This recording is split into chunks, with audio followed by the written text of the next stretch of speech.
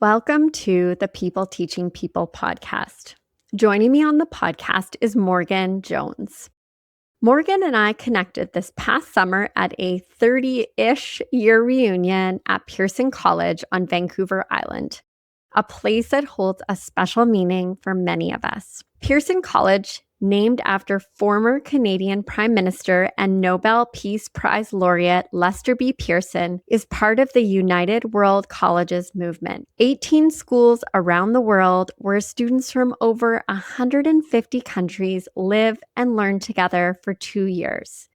It's a community rooted in connection, curiosity, and the belief that peace begins with understanding. There were 5 years of alumni represented at the reunion, so Morgan and I never actually attended the school at the same time. We met for the first time there. As part of the reunion's efforts to raise funds for student scholarships, I offered a guest spot on this podcast in the silent auction, and Morgan placed the winning bid. I'm genuinely excited for you to meet Morgan and to learn more about his story and his experiences.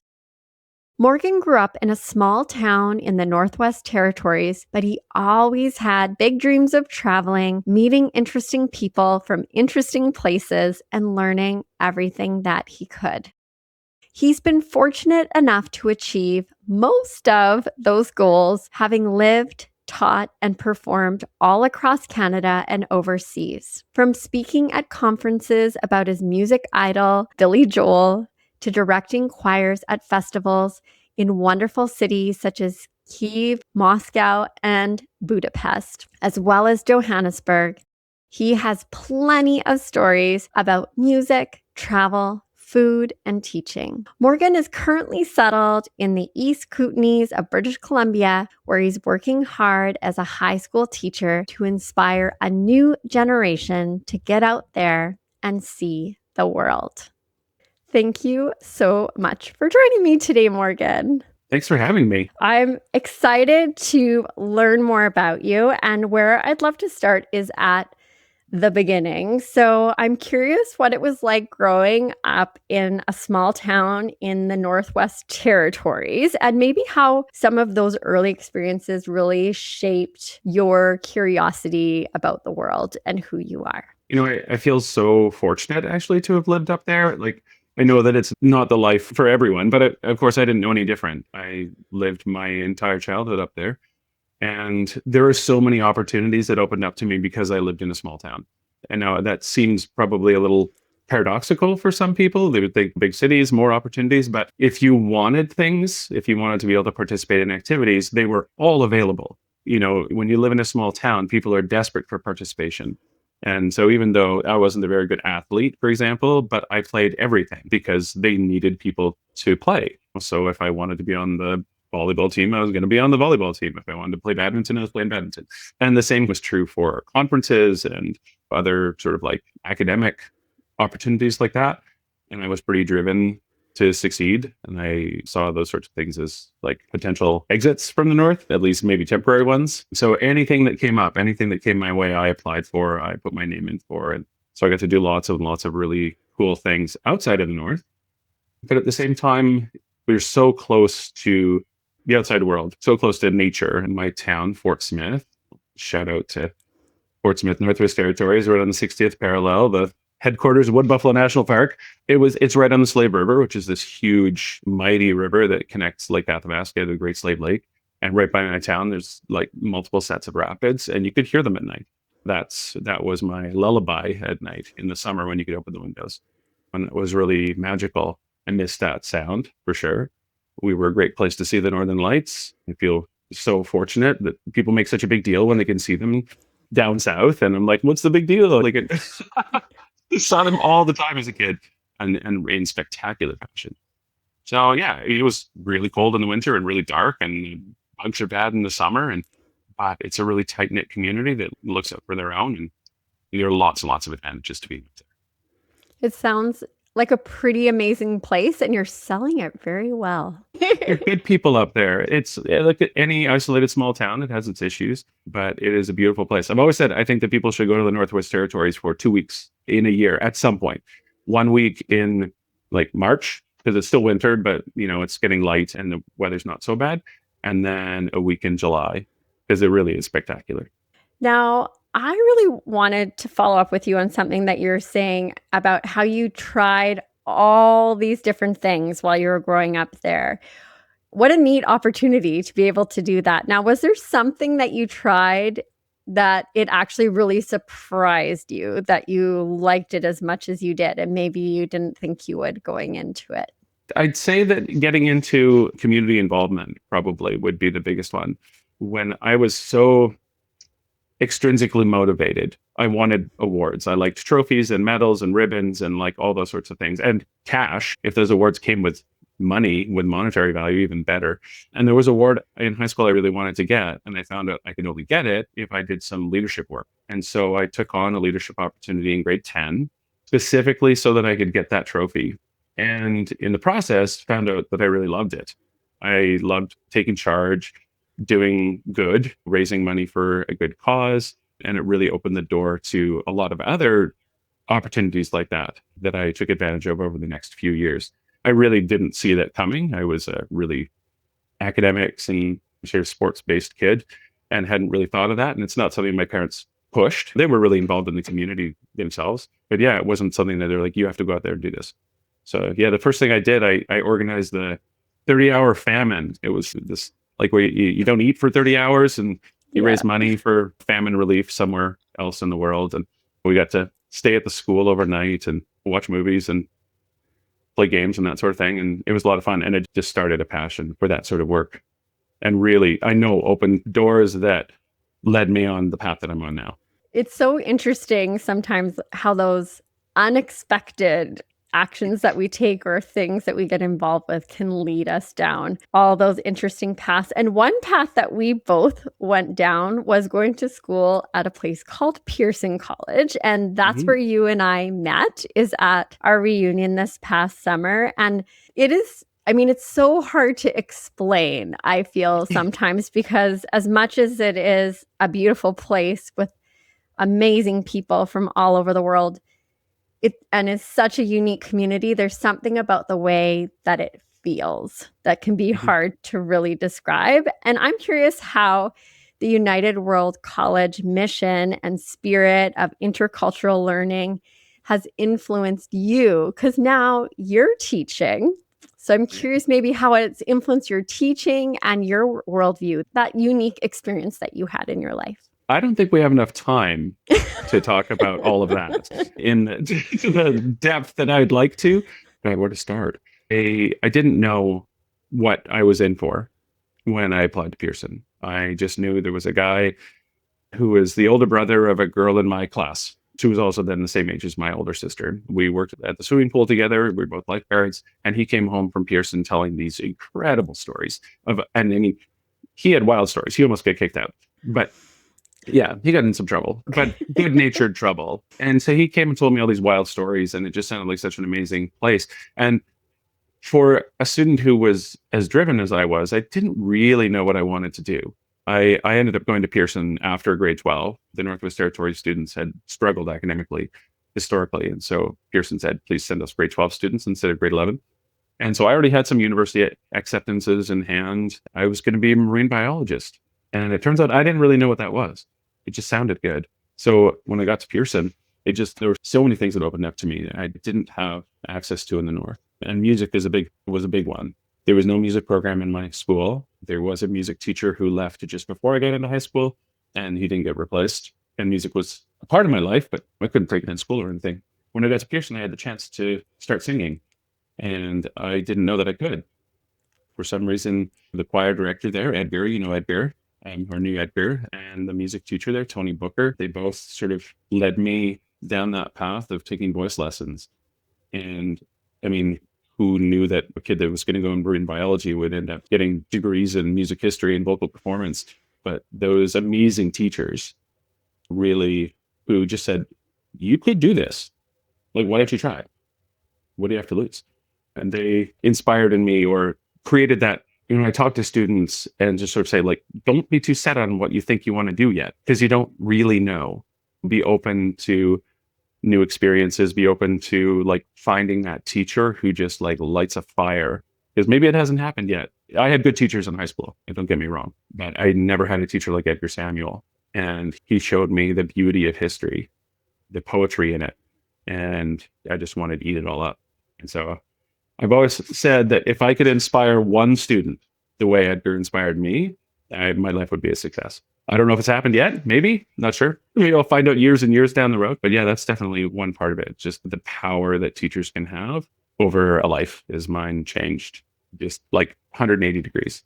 Now, I do have to ask you because Pearson does have an environmental systems program, and maybe the name has changed a bit since I was there, but did you take that program if you were sort I of didn't. curious? You did not. I took biology Okay. as my science, and I'm really glad that I did. I'm going to name drop like crazy. Katrin Brown, a biology teacher there, I've since found out is probably one of the best IB biology teachers in the world. I know people that have done their IB training with her and just come back and said, "You got to study with her? You're so lucky." I said, "Yeah, I know." And I did learn how to sail there, so I spent a lot of time on the water, and so I did have that opportunity to sort of explore the ocean a little bit. But I discovered that it kind of scares me a little bit. So maybe marine biology wouldn't have been a great idea. It's good to have a little bit of a healthy fear of the ocean sometimes. Respect. Yeah. Respect. That's a better word, to respect the ocean. Absolutely. Yeah. So what an interesting turn in your life, and so amazing that influence of teachers in sort of, carving your path in a way that was unexpected heading to Pearson. And I'm so with you. When I applied, I know that I didn't really get what I was about to experience and what it was going to be all about. I very much relate to that sentiment. Now, you've traveled since Pearson and traveled, lived, taught, and performed all across Canada as well as overseas. And I'm curious what these experiences have taught you about people and culture and embracing diversity that maybe you couldn't have learned in any other way. Oh, well, after leaving Pearson, I sort of, wandered around Canada for a while and taking various degrees. I was in Quebec, and then I was back in BC, and then Yellowknife, and then London, Ontario, where I did my PhD. And it was after that my family and I decided to go overseas. But I think, Pearson really being around so many people from all these different cultures and different traditions and history, it was so exciting to me. And I just wanted more of it. I knew I wanted more. I didn't know how that was going to happen. I initially thought that performance was going to do that for me, was going to give me opportunities to travel. But I eventually realized that I wasn't good enough, or I didn't want to work that hard to try and be a professional singer. It's a really, really tough life. But thankfully, I had an uncle who taught overseas for 25 years. And he and I had a good conversation in the summer of 2009 about possibilities. I was nearing the end of my doctoral work and I didn't know what I was going to do. Now that school might actually be coming to an end. Spent a long time in university and loved it. So he kind of reawakened that dream, I think, of being able to go and explore and see new places and eat new food and learn new languages and meet new people, and sort of you feel a bit of an obligation going to a place like Pearson, right? Like once you leave, you got to go and do something. You have to make good on that amazing education experience that you had. And I didn't know that if I'd done that yet. He taught in Nepal, Indonesia, Hungary, Tunisia, just really incredible places. And my wife and I just sort of said, is this possible? And turned out it was. And I don't know how prepared I would have been for that international experience, teaching overseas. We got to go to Kiev and spent 5 amazing years there. It would have been a very different experience, let's say, if I hadn't had that exposure to diversity in the way that I did at Pearson. My town was 50% Indigenous, 50% white. There weren't a lot of people from other backgrounds. So there wasn't a lot of diversity in my hometown that I was aware of anyways. Maybe there was more. But yeah, I think that we really dove into Ukrainian culture in ways that some of my colleagues maybe didn't feel comfortable doing because we just wanted it. We just wanted to learn. Yeah. To me, it seems like you are a person who's very curious. Mm-hmm. I am. I feel kind of bad actually for some of my colleagues who didn't seem to want to learn as much. When the Ukrainian language is written in Cyrillic, rather than our Roman letters. And so I learned how to at least to translate immediately, tried to learn as much of the language as I could, went to every single grocery store I could. I love grocery stores in new towns and cities and countries. Like it's one of my favorite things to do is to go and see like what are they eating and what are these strange things on the shelves? And I want to try it. And maybe it's going to be terrible, but that's okay. It's a learning experience. The first, a funny story about trying something new. My birthday is in the middle of August, and we arrived in Ukraine like 2 or 3 days before my birthday. And we didn't know anybody. We were just brand new there. So, and it was brutally hot. They were having this like huge heat wave. And so I said, okay, I'm just going to go to the grocery store and I'm going to find a little cake. And so I went to a store and I found this really pretty looking cake and I brought it home and it was terrible. And it tasted like flowers. And I mean, maybe some people like it tasted like a floral sort of taste, but oh, it was just bad. And I found out later, they said, oh yeah, you don't want to go for the fancy looking cakes. You go for the simple looking cakes. Those are the ones that taste better. The fancy ones generally aren't that great. So it's a good lesson to learn. So I went for a very plain cake the next time and it was much better. But so not the most amazing birthday ever, but it opened the doors to really awesome things. Absolutely. Yeah. I think often amazing things really happen when we're open to those opportunities and really open to trying those new things. Now, you've been to so many incredible places. And I know this is going to be a really tough question to answer, but of all the places you've been, which one do you think stretched you the most as a learner? Oh, well, I think that would probably have to be the next stop after Ukraine. We moved to, Swaziland at the time, but it's Eswatini now. The name changed the day I left the country for the last time. It was a strange thing. A job came up teaching at United World College in Swaziland, the Waterford Kaklaba. And I had always said, like, if I had a chance to teach at one of those schools, I'd jump at it, right? A chance to give back. And boy, what an eye-opening experience living in a country where I was a minority. That was a new experience, but yet a like powerful minority, I guess is the only kind of way to say it. The vestiges of colonialism are very strong in Southern Africa in not a good way, where it's just sort of like, oh, he's white, he's trustworthy, or things like that, where it's just like, I'm not comfortable with that. And yeah, so that aspect of it, living in Africa, like it was an amazing experience. They say it gets in your blood, and I believe it. I'd love to go back if I could. Teaching at an IB school, teaching at a United World College, living in dorms. Most of the teachers there live on campus, and we all had duties in one of the dorms. And so many of these kids, like they're either from like really far away or they're young because it was a 7-year school. So they were like the equivalent of grade 6 students there who were away from their mother and father for the first time. And like they'd make your heart like break and grow and break and grow like over and over again. Just like the inspiring things that they would do. And then the tears at night sometimes when they miss their parents and just, oh, like it was hard. Teaching schedule was challenging. School started at 8 and finished at 4. Terms were 16 weeks long. We get a 4-week break and you would just go unconscious for the first week of that because it was just, you're on call basically 24 hours a day. A kid could show up at my door 2 o'clock in the morning with some family tragedy, which happened a lot. It was so much more than I thought it was going to be in incredible and also heartbreaking ways.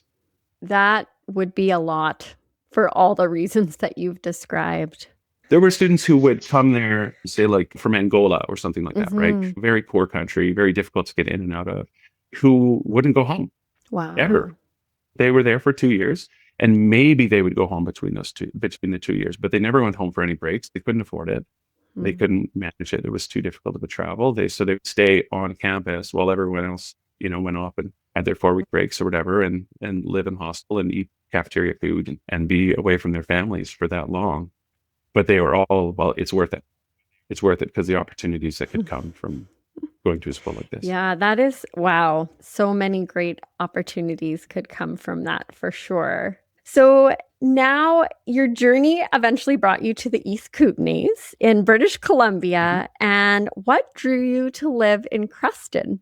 Well, we originally came back to Nanaimo. My daughter was not even 3 months old when we moved overseas. So she'd come back to Canada for summer breaks and stuff, but she didn't really know what it was like to live in Canada. So we said, when she was about 7.5, she said, okay, I think it's time to start thinking about going back. It's been a good ride. It's been fun. But so we moved back to Nanaimo, and I didn't know what to do. I didn't have a teaching degree, so I couldn't even substitute teach in BC. So I went back to school and got my teaching degree. And once I was finished that, then we had this opportunity. We didn't want to stay in Nanaimo. It's a lovely city, but it wasn't for us. And so we had this chance to really choose, make a very deliberate choice where we wanted to go. And so we did our research. It was the summer of COVID. We drove across the province. My parents live in Kimberley, so we wanted to come out and see them. And so we just checked out all the little towns along Highway 3, along the Crow's Nest, and thought, what about here? What about here? And we'd driven through Creston a few times before, and it's an absolutely stunning little town. It's in the Kootenay River Valley here and just surrounded by mountains, the Skimmerhorns to the east of us. And it's just a stunning location. And it checked a lot of boxes for us, especially my parents are getting older and we wanted to be close to them to be able to help when they were going to need it, as they inevitably have and will. And then a position came up and it seemed very fortuitous. It was a one-term prep relief position during COVID. So many teachers, we'd gone to the quarter system of teaching. So you had 2 courses a day. And so some teachers didn't get prep here until the last quarter of the year, and they were exhausted. They were just done. And so they hired, all sorts of districts are doing this, hiring people like me to come and just provide a little bit of relief for those teachers, take some of the classes, work with some students. So I came on a term position with the hope that maybe it would lead to something. In my interview, they said, you have a PhD, you've been teaching overseas for a long time, like you're an experienced teacher, why are you applying for this job? And I said, because I hope to live in Creston. I'd like to stay if I can. And apparently that was a good answer. What an adventure, and what a time to make that move. And to, like, COVID was just such a, crazy time in our world and crazy time in education. Yes. Yeah. At that time, I was teaching at the University of Calgary, and the course that I was teaching in the COVID moment was field experience. So when student teachers are supposed to go out to classrooms and do their practice teaching, and then the world shut down, and we did learning how to teach online. And so I actually ended up recruiting my own kids and some other kids in the neighborhood. And I had my student teachers teach those kids online. And then the kids gave the student teachers feedback. That's great. It was great. I lost a whole practicum to COVID. And then I moved out here on my own. I left my wife and daughter in Nanaimo. My wife was teaching art at an independent school in Nanaimo. And so I came on my own, lived in a little 1-bedroom apartment in sort of like a seniors facility, because it was what was available. Yeah, it was a really stressful 4 months. It was not easy. Wow. It's worked out. Preston's been good to us. I work with really wonderful people. They've given me lots of opportunities in my teaching to teach new courses that I'm excited to teach, which is really great. But I know that doesn't happen all the time, where they say, what do you want to teach? Really? Like, that's amazing. I know, it's really nice. Yeah. So I've been able to sort of spread my wings and teach some things that I didn't think I'd ever have a chance to teach. Yeah. And I'm curious too, because with this teaching journey and teaching piece of what you've been doing, like, you talked about that interest in performing and music, and what prompted you to kind of feel that teaching and academia were where you wanted to kind of continue to make that impact? That's a good question. And I actually do have a couple of moments that I remember really clearly, where sort of like turning points. So I was in Victoria doing my master's so this is 2001, I guess it was. And I was doing a degree in vocal performance and musicology, which is music history. It's the academic side of music. So still hedging my bets. And I actually got a role in an opera, not in the chorus, solo role. It was like 3 lines. It wasn't big, but I got my name in the Canadian Opera magazine. That was exciting. And so I got to hang out with these Canadian opera stars, which is really amazing. And we were having a dinner one night, and one of the singers was talking to me, and he just sort of said, like, what are you willing to do to be a singer? And I said, well, what do you mean? What am I willing to do? And he said, well, are you willing to live out of a cardboard box and eat rice for a year? He said, no. He said, well, you're never going to make it then. And I was really angry. I thought, like, how condescending, how just dismissive that comment was. And later, I sort of, outside of that moment, had time to reflect on what he was saying. And I realized what the message was. Like, what are you willing to sacrifice? Because you are going to have to sacrifice something if you want to be a singer. And little did I realize I had met my wife at that point. We had just started dating. And as things progressed with her, I realized that I wanted something more stable, something a little more predictable. Performing was really exciting. I love being on stage. I love to sing. But I always sort of thought that I could be, if I went into academia, I could still sing on the side. If I went into singing, the chances of me doing any sort of academic work was pretty slim. I also had a chance to work with a professor there named Bill Kinderman, who I believe now is at University of Illinois. He's one of the preeminent Beethoven scholars in the world. And he was also a phenomenal piano player. So he knew everything there was about Beethoven and had written books and everything, but he also performed. And then he would talk about what he was performing. He would do these lecture recitals. That looks like a lot of fun. I like that side of it, to sort of educate the audience on what they're hearing, sort of why those composers wrote what they did and what was going through their minds and their lives and all that sort of thing. So, yeah, so I guess I decided sort of in between those sort of two experiences, one not so good and one really positive, working with a really inspiring teacher again, sort of saying, this is a possible path. So I love how teachers keep popping up in your stories. They do. I mean, I come from teachers. My parents were both teachers. Okay. Yeah. My mom was a librarian, and she was originally an elementary school teacher, but when I was old enough to know, she was a librarian and working with like kids with designations. And my dad was a physics teacher. He was my teacher every year in high school. Science in grade 8 and 9, physics 10, 11, 12. Interesting. My homeroom teacher in grade 10. Oh, yeah, I've spent a lot of time with him. And he took the job very seriously. He was one of the last teachers to wear a jacket and tie every day, or he was always so well prepared. People had a lot of respect for him. At least from my vantage point, people seemed to respect him. He really showed me it's a real profession, right? And the relationship that teachers have with their students. He was always friendly and professional, but knew where the lines were. I was a lifeguard. I taught swimming lessons for years and years. So I mean, it's not like when I started teaching, I had never taught before. And I think performance and teaching kind of go hand in hand. Teaching is performance. You have to be able to get up there in front of that group and capture their attention and tell them stories that they're going to remember and come up with creative ways to get them to learn. And performance, same kind of thing, right? You have to grab your audience. So they're definitely related. Yes, I was, as a junior high school science teacher, high school chemistry, trying to creatively and in an engaging way balance chemical equations. I did a lot of chemistry jokes. Yeah, I would incorporate a lot of jokes. But yeah, I know what you're saying. It is, because it needs to be engaging and interesting for students to not only connect to you like as humans, but also to connect with what they're learning in a way that means something for them. Now, I'm curious about music and being such a constant thread in your life. And you've had some really diverse experiences with music. And how is music perhaps a way that you connect with your students, or does it influence how you approach learning in your classroom? I'm always coming back to it, even when I'm teaching social studies. There's always these sort of musical stories going on because I did end up studying music and history together, sort of how they're related.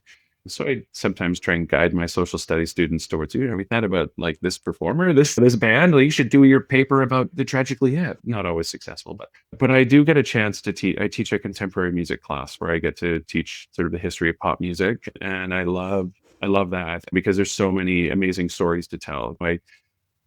We talk about like protest music. We talk about the relationship between music and history, sort of like the development of popular music and its relation to, say, like the Great Migration or race relations and things like that. Like there's so many diverse topics that can come into it that I think are really interesting, and hopefully they do too. I always come back. I ended up writing my PhD material on Billy Joel, and he works his way into many conversations.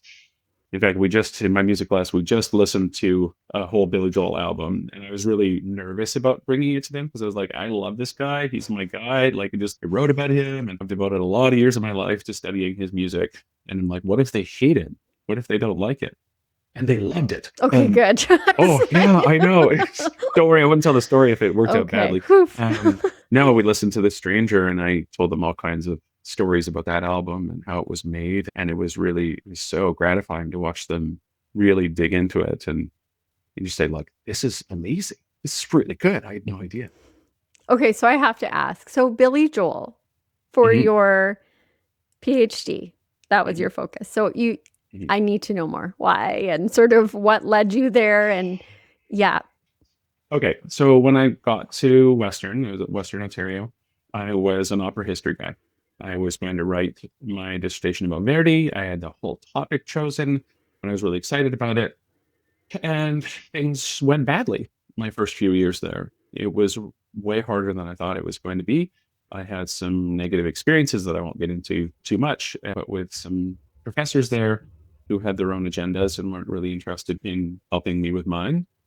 And I was close to dropping out. I just thought this isn't worth it. There are all these like I used to describe them as you sort of you kind of about jumping through hoops and say, well, in your PhD, they're invisible and on fire and moving. So you just don't know. Like you can jump all you want and you might get burnt, you might not. And I got burnt several times and I was ready. I was just done. But Billy Joel was coming to town. He was coming to London. London's got a great performance venue. And I was so excited that I was going to get to see him. My dad listened to Billy Joel all through my childhood. And it was a big part of my growing up. And I was like, finally get to see this guy. And so I was talking with some fellow students and telling them, on the one hand, my sob story about how badly things were going academically. And then on the other hand, how excited I was that I was going to go to see Billy Joel. And they said, well, why aren't you writing about him? And I can do that. And at that time, that was in about 2007, 2008, I guess, pop music, like serious research about pop music was just starting to happen. We'd had some people writing about Bob Dylan, we had some people writing about the Beatles, some of these big names, but it still was kind of in its infancy, I think. And I thought, I don't know. I don't know why not. Maybe I should. And I ended up having a conversation with a professor there, Jim Greer, brilliant man, who took me out for a beer and a burger and listened to my whole story and said, like, I can help you. I think there's something here and I'll supervise this. And he saved me. Like he believed in what I was doing. He was a real champion for me. He saw the value. He was a really interesting guy because his two areas of specialty were pop music history and medieval French chant, as far apart as you could get. He was just a really interesting guy. I was like, I don't know how you do these two things. He said, well, I just love them both. And I get to go to France every summer. He said, so I'm like, okay, that's good. Yeah. So then I just started, I had a topic that sort of took a little while to develop, but uh, yeah, I spent the next 2.5 years listening to his music and writing about it and analyzing music videos and lyrics and digging into his life and all that kind of thing. And yeah, I didn't see it coming. But it opened some really interesting doors. I managed to go to a couple of conferences that were entirely devoted to Billy Joel. The last one was at Colorado College back in 2019, I think, 17. Yeah, an entire conference just devoted to the music and songs and life of Billy Joel. That's amazing. Now, It was very cool. have you ever met him? No, No. no. Billy, if you're listening, the closest I've gotten is at the end of that conference, Yeah. we had a phone interview with him, but only the organizers of they took questions from us, but only the organizers of the conference talked to him on the phone. So I got to hear him talking to us, and he answered some questions, that sort of thing, but that's the closest I've gotten. One of those organizers named Josh Dukin, really fantastic musicologist, he got to go to Billy Joel's house for like 3 days and talk to him because he wrote a book about him. So maybe you I need to know. write a book. Oh, in all my time. Yes. All my free time. In all your free time, you can, now write a book about Billy Joel. But then you could go to his house for 3 days. And he's getting old too. I'm running out of know. time. I know. But you never know. Sometimes you just need to put those things out there. I tried at some point to try and break through the sort of like phalanx of agents. It's hard. And to Jim, my supervisor also said, don't put too much weight into talking to a rock star, a rock Mhm. musician. They don't always know the answers to the questions that you're asking about their own music. Fair enough. He said, like, it's really weird. Sometimes they have incredible memories for like every meal that they've ever eaten on an airplane, but they can't tell you why they wrote a song. So he said, it can be, they say, you don't always want to meet your heroes. He said, so it could be great and it might not be. So it's okay. It's okay if you don't get a chance to meet him, but still, I would love to. That's a We'll dream. still put it out there. Hmm. We'll Yeah. still put it out there. I've seen him twice, and it was Hey, pretty incredible. Yeah. that's amazing. It's on a great show. Yeah, I've never seen him perform, but yes, I do enjoy his music. I don't know if I do my PhD, but I love that you did, and I love that like you felt joy in it, and it kind of was the right path when something just wasn't working and wasn't feeling right, and there were all those obstacles. How that conversation and that concert really shifted things for you in a great Yeah. direction. Absolutely. Yeah. And it sounds probably more exciting than it was. And I remember talking to my dad at some point, and he said, like, I can't believe you're working to be a doctor and you're just listening to Billy Joel songs. I said, Dad, right now, I am freeze framing a video. I'm watching it frame by frame. I'm not listening to it. The sound's off because I'm going frame by frame in a video, analyzing like all of the like images and background and stuff. This is painstaking work. This is like looking through a microscope. So it wasn't all like that, because sometimes there's a lot of drudgery in it too. Just, Yeah. wading through. The less Have a lot of fun. glamorous side. Mhm. Yeah. Yeah. There's always a little bit of both. Yes. Now, you sort of woven into our conversation some of your favorite and like most influential teachers. And perhaps you likely have already mentioned this person, but do you have a favorite teacher? Is it someone we've already talked about? And if it's not someone we've already talked about, I know it's hard to choose just one, but why does this person mean so much to you? It is hard. I mean, at every stage of my education life, there's teachers I can think of that made a difference. My grade 2 teacher, Karen Scott, she lived just around the corner from me. She loves to tell the story about how, I was a very strong student and always read above grade level and everything. She tells a story about how it came to her at some point late in the year and said, like, Mrs. Scott, am I going to pass? And she just laughed. I tried not to laugh in the moment, of course, but she tells that story every time I see her. There was a teaching couple, my biology and chemistry teacher, Jim Kroll, and his wife, Vicki Kroll. She taught English and social studies. They were phenomenal teachers. And when I started studying to be a teacher, not even 10 years ago, they were teaching pedagogy that Vicki Kroll was doing in our social studies classes, teaching like forms of assessment. And she was doing this in 1991, 1992. And I just like, she was decades ahead of her time, like giving opportunities to express learning, to show learning in a variety of ways, which is a big part of my teaching now. I actually am a great writer, but I don't like reading essays. And not very many students like writing them. I'd rather them make a website or build a diorama or put on a play or something. Like, there's so many different ways kids can show their learning. And she was doing that 35 years ago. But a teacher from my undergraduate. So I did my undergrad at Bishop's University, about an hour and a half east of Montreal. Wonderful university. Just, I'm so thankful that I went there. And there were 3 music teachers. I wasn't a music student when I got there. I was a history student. And they set a hook in me and pulled me in, especially the main history teacher there, a guy named Jack Evie. I joined the choir because my dad told me it was a good idea to join the choir. It's a good place to meet girls. And I took a course in opera history because I was already interested in that. And then I had to drop another course later on. And the only one that filled that I could take was another music history course with that same prof. And so there I was taking 2 classes with him as a non-music major. And he just started having these little conversations with me. He knew so much. He obviously loved the music that he was teaching to us. He had such a deep knowledge of it. And he was clearly bringing us his own like personal greatest hits. Like, this is the music that I love and you should too. But he just sort of was like, maybe you're already taking these courses. You should take these ones too. I think you'd really enjoy them. I'm like, this would be really good for you. You could declare a music minor, which I did in like November, I think. And then by the spring. He convinced me to declare a music major, and then I switched degree, and it was largely because of him. And I remember one time going into a listening exam, and he knew a piece that we loved to listen to, and he put it first in the listening exam. And I popped my head up, and I caught his eye, and he just gave me this little smile, like, "I know you love this piece." He was so in tune with us. I think, like, really knew his students well. But that's also partially going to a small university where the classes had 20 people in them. Yes. And being able to connect with our teachers and instructors, and they really can make such a difference for us. Now, this might be a tough question because you've had quite the journey, and it's Mhm. been such a treat to get to know more about your story. I'm curious, when you look back at your journey, what would be something that you're most proud of? My daughter right now, she and we share some similar interests, but she basically takes the things that I like or that I love and that she also likes, and she just goes to the next level. She does so much more than me. And that's what we want, right? Like, you want your kids to surpass you, right? To do more or better than you did. Well, that's kind of the point, right? That you create this environment for them to grow and learn and thrive. And she's been through a lot, right? Like, these like first 8 years overseas, and she's been just a little kid through COVID, and that was really, really, really challenging for her, and moving around a lot.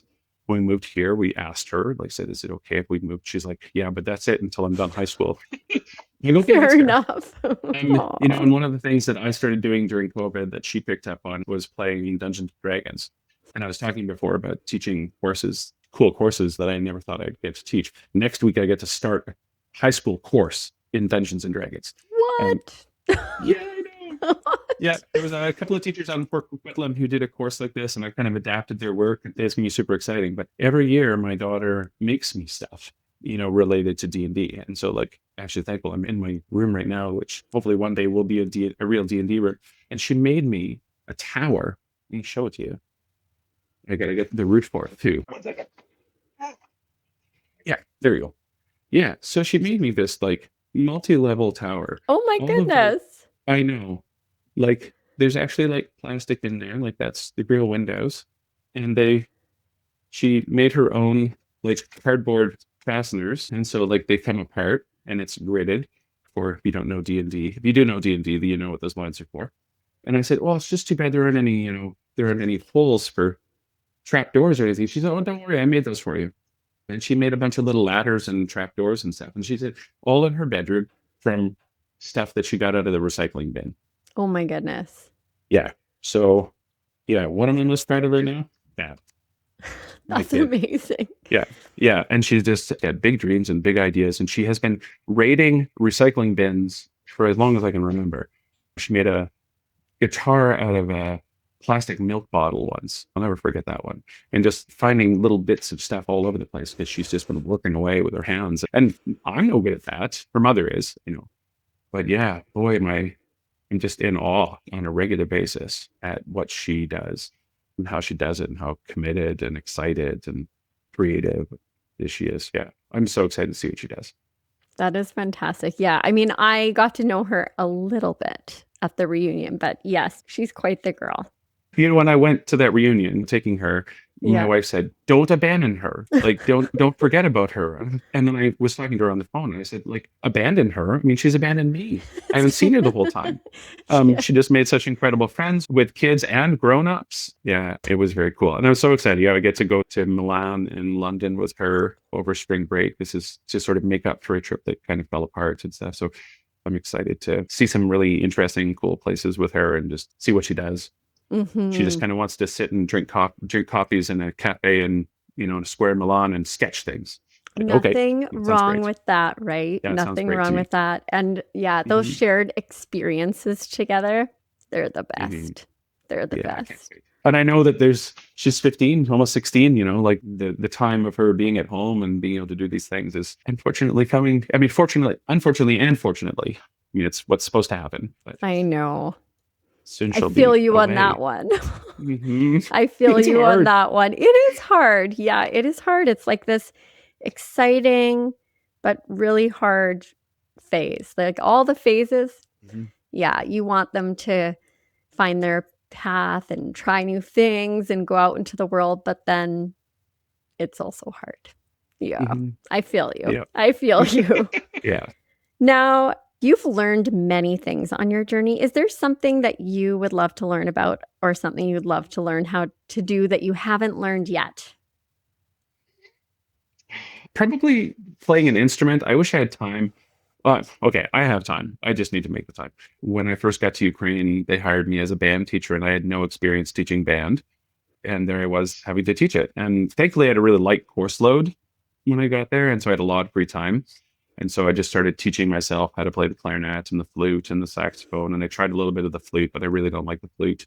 And so I taught myself enough just to stay ahead of the kids because I'd never had the opportunity to learn any of those instruments. I played piano as a kid and then voice lessons. But when I got here, Creston used to have a really amazing band program decades ago, and they still have all the instruments. So they have stuff that I'd never even held before. They've got bassoons here, an oboe. I always wanted to try and play the oboe. And so I think sometimes guitar as well. I feel like as a singer, I should know how to play guitar. Can't carry the piano around with you. That is It's really hard. hard. It's really That is hard. hard. So maybe musical instruments, another one. Yeah. A language, another language. I did enjoy and learned to just, we got to Ukraine in 2010, so we learned Russian rather than Ukrainian. If we'd gotten there in 2014, we would have learned Ukrainian instead of Russian. And I had learned enough to get by, sort of enough to survive. But I really enjoyed learning that. Hard though, hard learning languages. Maybe write some more as well. It's been a long time since I've written, and I just turned 50 this summer. And I don't know, like something changes about the mentality. And like, maybe it's time to start writing a memoir. Like, I don't know for who, for me, I just have it written down. I really treasure my grandmother wrote down some details about her life, and I really treasure that. So maybe that too. Maybe my grandchildren will read it. I bet they would. I think it's good Yeah. to share, to record in some way and share our stories. I think it's pretty Mhm. special. And you definitely have a few things on your learning list, which is exciting. Yeah, and I just have to make the time for those. Exactly. Right now, it's developing new courses. I have 2 new Right. courses to start teaching on Monday. Oh my goodness. And I'm ready for like the first week. That's okay. Yeah. It's okay. Yes, I very much feel you on that journey. Yes, starting a new course is a lot. It's a lot. Now, we've talked about education just playing, like even in our conversations, such a role in all facets of our lives. And Mhm. I'm just such a firm believer that it influences how we work and we live and we play and explore. And I'm wondering if you have any final thoughts or words of wisdom that could empower or support people on their own teaching and learning journeys. We're living in some really strange times right now, and it's hard as a teacher. My students are asking some really difficult questions. Ones that I'm having trouble answering honestly because I don't like the answers at least that I have. And they're looking for not just they're looking for some comfort, but also looking, they don't know. They don't know what's going to happen. The world that our children are facing is really unpredictable, and they're worried. They're scared of what's coming. Not scared, they're apprehensive, confused. They don't. It's really hard for them to predict. The world's changing faster than it did for us, and so I think to new teachers, I think finding that line, right, of like being honest, learning how to be honest with your students while still remembering that they're children, and we have a really important role to play in their lives. We are at times parents, at times authority figures, at times the sages, and learning when they need which of those roles is really hard, but worth it to recognize, okay, who do they need right now? Right? Are they looking for information? Are they looking for reassurance? Are they looking for comfort? I'm not saying that I'm the expert and an expert at that, but it's definitely something I'm having to think about a lot. Talk about social emotional learning, and it's such a huge part of what we're doing right now. But I think the main reason that I have any aptitude in that area, I think, is because I traveled. I go back to Pearson's words, right? Pearson said, like, how can there be peace if we don't know each other? And how can we know each other if we don't talk to each other? Those weren't his exact words, but it's the sentiment, right? We can't really have peace if we don't know our neighbors, if we don't know these people, right? And if we do know them, if we make those connections, if we talk to them, if we know who they are and where they're coming from, the chances of us going to war with each other, having open conflict with each other is far less. And Pearson knew that. And that's why he won a Peace Prize.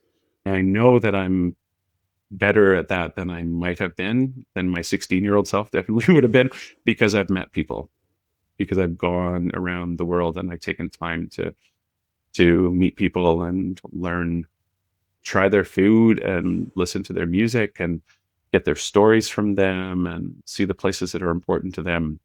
And so, yeah, just like if there's a piece of advice for anybody, it's travel. Oh my goodness. Like get out and travel however you can, wherever you can. And don't be afraid to like meet people. Yeah. And just talk with them, and I guarantee it'll make you a more compassionate, empathetic person. Mhm. That is great advice. It's so true. That human connection piece is so important. Morgan, I want to thank you so much for hanging out with me and sharing your time and your stories and all your words of wisdom with us today. Now, if people listening are curious about you, or maybe they have a question or they want to connect with you, is there a best way that they could do that? Yeah, well, I mean, I could, my school email address is public. I don't mind if people wanted to contact me there. So that's, should I just tell them my email address? Yeah, you can say it, Yeah. and Okay. I Sure. can also put it in the show notes. Yes, if that's Sure. a way to touch base. Yeah, it's morgan.jones at sd8.school. SD8, the number 8, my district. So yeah, I love meeting new people, however it happens. So if anybody has any questions or whatever, I will write back. I promise. Thank you. Thank you so much for joining me today, Morgan. This has It been was great. awesome to connect with you and to learn from you. It was so fun. Thank you for having me. This has been a real joy. I love to tell my story. So thank you for giving me the opportunity.